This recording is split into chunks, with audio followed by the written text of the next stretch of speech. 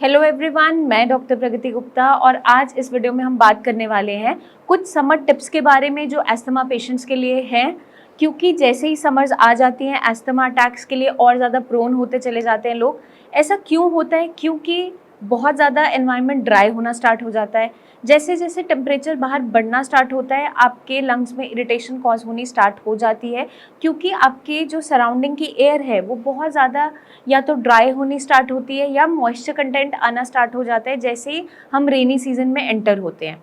But जब peak summers की हम बात करते हैं तो पीक समर्स में हम कैसे प्रिवेंट कर सकते हैं हम अपने अटैक्स को, उसी के बारे में हम डिस्कस करेंगे इस वीडियो के अंदर।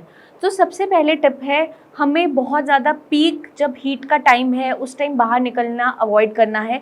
स्पेशली जैसे 12 o'clock अराउंड अगर हमारा जो पीक टाइमिंग रहता है, बहुत ज़्यादा गर्मी होती है, उस टाइम पे अगर हम बहुत एक्सपोजर में हैं हीट के तो एस्थमा अटैक्स हमारे ट्रिगर कर सकते हैं। अब कुछ लोगों का काम ऐसा होता है कि आउटडोर एक्टिविटीज़ उनकी रहती हैं, या फिर कुछ लोगों की जो प्रोफाइल है, वर्क प्रोफाइल है, ऑक्यूपेशन है, वो इस तरीका का है कि उन्हें बाहर गर्मी में काम करना पड़ता है। कोई फील्ड वर्क है, या कोई वेंडर है, या कोई सब्जी की रेडी लगा रहा है, या फ्रूट्स बेच रहा है, तो बाहर उन्हें घूमते हुए या बाहर चलते हुए, या उनकी शॉप्स बाहर हैं, तो वो लोग कैसे प्रिवेंट कर सकते हैं? उनको कुछ ना कुछ शेड वहाँ पे लगाना होगा, या तो वो अम्ब्रेला का इस्तेमाल कर सकते हैं और एक गीला कपड़ा अपने नेक के अराउंड, अपने हेड के अराउंड वो प्लेस करेंगे।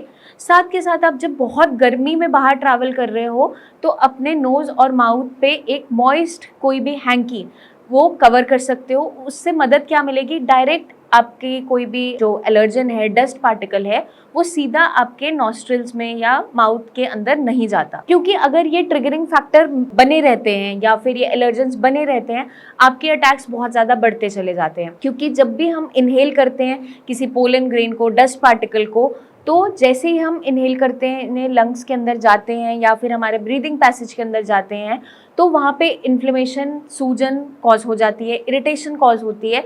उसके रिफ्लेक्स में ही क्या होता है, खांसी आना स्टार्ट होती है, छाती एकदम टाइट महसूस होती है पेशेंट्स को, या छाती में दर्द बताते हैं, बहुत ज़्यादा सांस फूलने लग जाती है। ये सारे के सारे सिम्टम्स होते हैं एस्थमा के। अब नेक्स्ट स्टेप ये है कि आपको जब भी आप समर्स के दौरान आप कहीं ट्रैवल कर रहे हैं या नॉर्मली भी आप घर के अंदर भी है, तो आपको हाइड्रेटेड रहना ज़रूरी है। क्योंकि पीक समर्स में जब टेम्परेचर बहुत राइज पे है, आपकी बॉडी जितनी हाइड्रेटेड रहेगी, पानी की मात्रा जितनी शरीर के अंदर अच्छी रहेगी, उतने आप एस्थमा अटैक से प्रोन नहीं रहेंगे। क्योंकि हमारी बॉडी डिहाइड्रेशन में जा रही होती है गर्मी के दौरान, क्योंकि हमें पसीने बहुत ज़्यादा आते हैं, स्वेटिंग बहुत ज़्यादा हो रही होती है।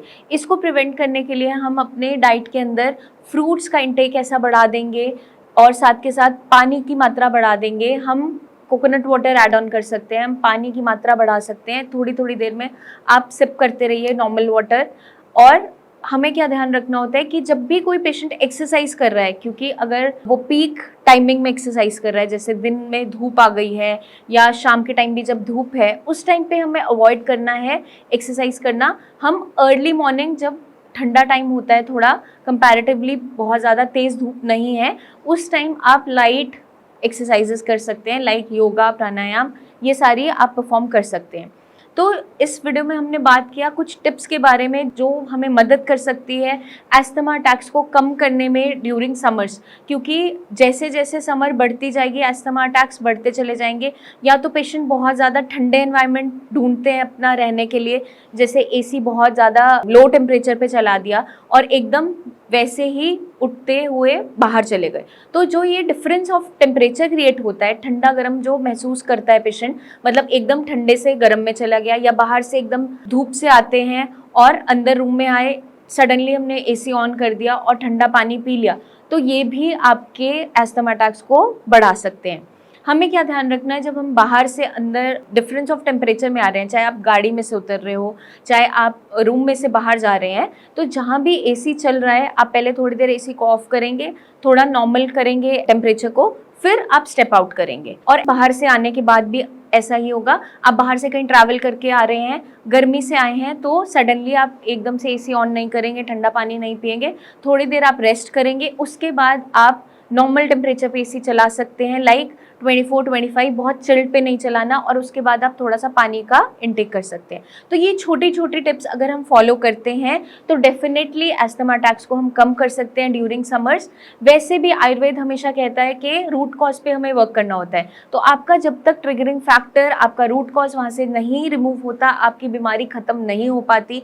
अगर आपको डिफरेंस ऑफ टेम्परेचर की वजह से एस्थमा अटैक्स ट्रिगर हो रहे हैं, या किसी एलर्जन की वजह से, पोलन की वजह से, डस्ट की वजह से, तो जब तक आप उसको रिमूव नहीं करेंगे, उस कॉज को मेंटेन रखेंगे, उस कॉज को वहाँ से रिमूव नहीं करते हैं, आपकी कंडीशन इंप्रूव नहीं हो पाती। यही सब हम देखते हैं जब भी पेशेंट श्रेयास में आता है, उसकी कंप्लीटली हिस्ट्री ली जाती है कि किस रीज़न से ये दिक्कत हो रही है, उस कॉज को वहाँ से रिमूव करना ज़रूरी हो जाता है। अगर कॉज मेंटेन रहता है, आपकी बीमारी ख़त्म नहीं हो पाती।